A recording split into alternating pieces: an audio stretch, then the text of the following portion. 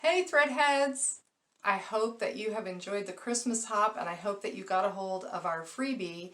I created 3 little felty lumps of coal for you, and you've got the option of either doing them as a regular felty where they're just a little, whoopsie, just a little jobby like this, or I've got some here that I've made into little ornaments just by putting a ribbon loop in before I stitch the last step.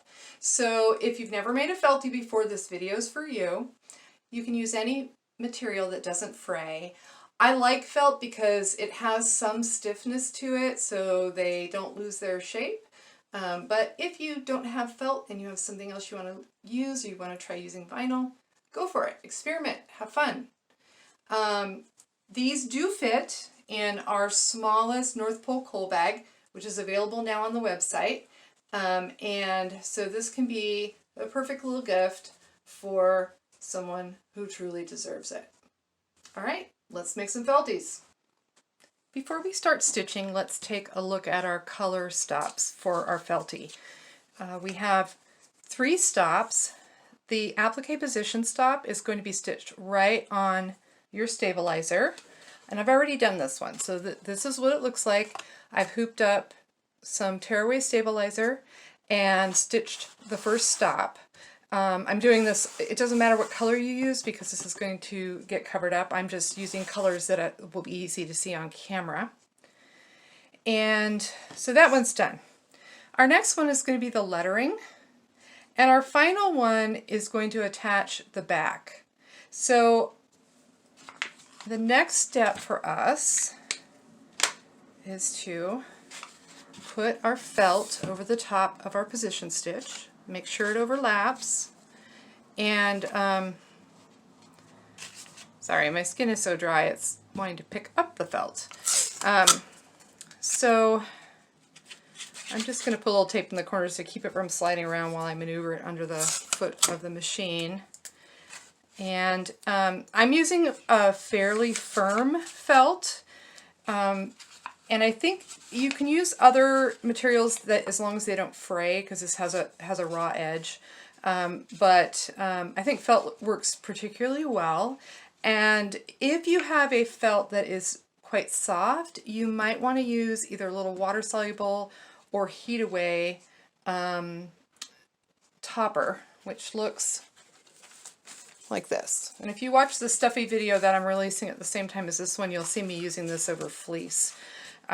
So that's an option if your felt is really soft. This is from Thread Art. It's pretty stiff, and it'll hold the shape nicely when we finish our felty. So I'm going to go stitch color stop 2, and I'll be right back.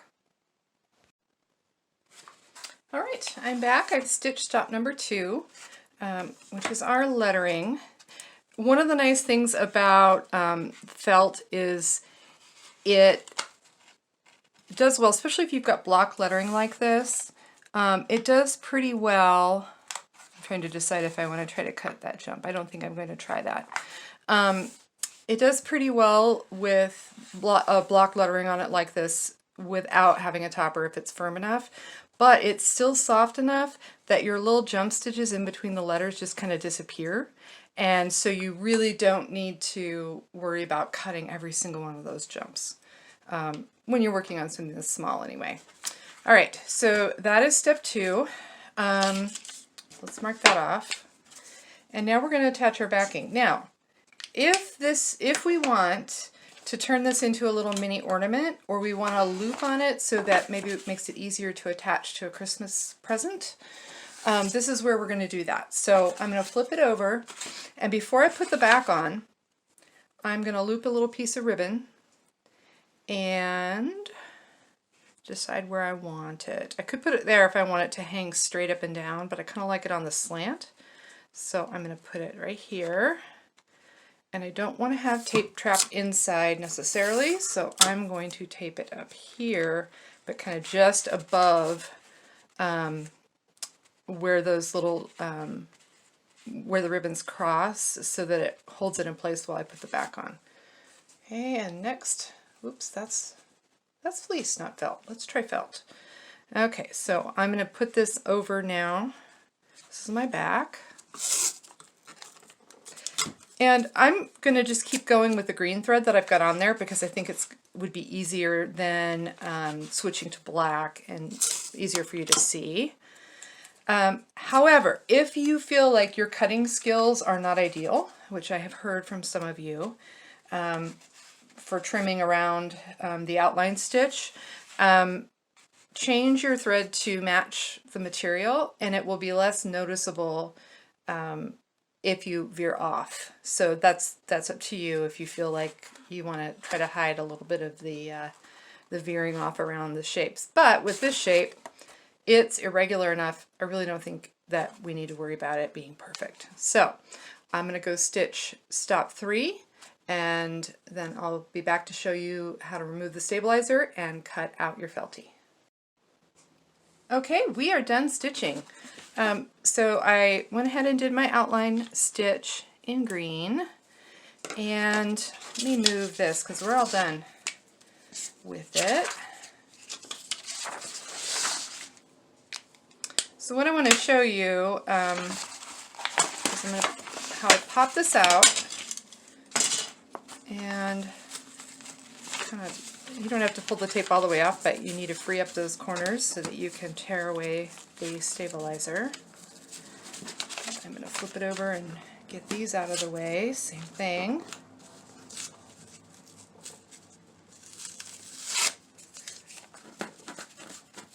Now you'll notice that I did this on purpose because this is just a demonstration for you, that I did not change my bobbin thread. If you want a really neat back on it, you can put bobbin thread on that either matches the back itself or the thread that you're using on the front if you change your color here. So I could have done green, I didn't. And if you're going to do black, you would do the same thing. You would change your, and I'll show you one of those in a minute where I went with black. So the stitching is not as visible. Alright, sometimes it helps if you kind of come in and crease it against the stitching a little bit. And I also have discovered, I have not gotten around to ordering any yet, but I've also discovered that black tearaway is a thing. So that if you have little bits in between that doesn't quite get torn out cleanly, that it just kind of blends in if you're using as much black as I do in my work. Okay, scissors. Here they are. So for those of you who are new to cutting out these in the hoop projects, you want to keep your scissors as straight up and down as you can so that the front and the back get trimmed at the same width. If you do this or this, I'm exaggerating, you're going to have either your front or your back being shorter width than the other. And I'm turning my work, not my scissors, or I'm trying to. Now, when I come up here, I don't want to cut off my loop, so I'm going to stop right there, and I'm going to get the rest of this cut off, and then I'll show you how we work around that ribbon loop. Don't forget and cut through it. You will be sad. Okay.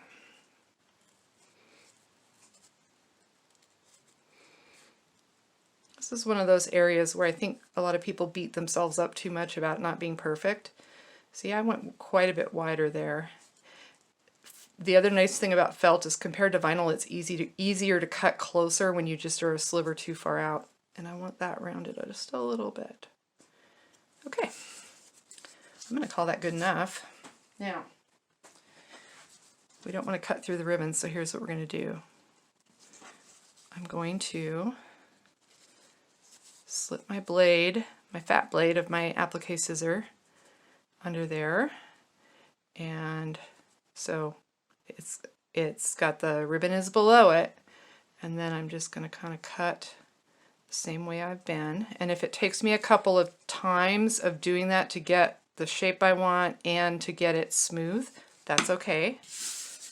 All right, and then I'm going to do the same on the back.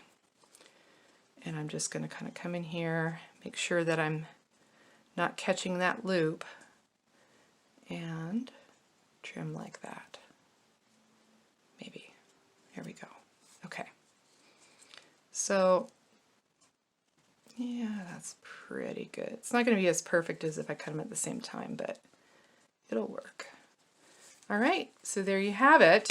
Now I want to show you what it looks like if you just use black thread. Okay, so you can see that this one, you can't see as much if there's any variation in your width as you're trimming it. In fact, it looks like I did this one in a bit of a hurry. So that's an option. And then on this one, I did change out my bobbin thread to match the top thread and, of course, the material. So these are really quick and easy. This one was a 6-minute stitch on a machine that can only go 350 stitches per minute, which is about half of what my Janome goes, and is about a third of what the new 7 needle that I ordered will be able to do. So it's a really quick stitch and a nice little touch for packages on your tree, or to go with our North Pole coal gift bags. So I hope you had fun learning how to make a Feltie with me. If you like this video, please hit the subscribe button and hit the thumbs up, yada yada yada. Join our Facebook group. That's where all the action is, and that's where you're going to find discounts, freebies, and sales first. Until next time, have fun stitching.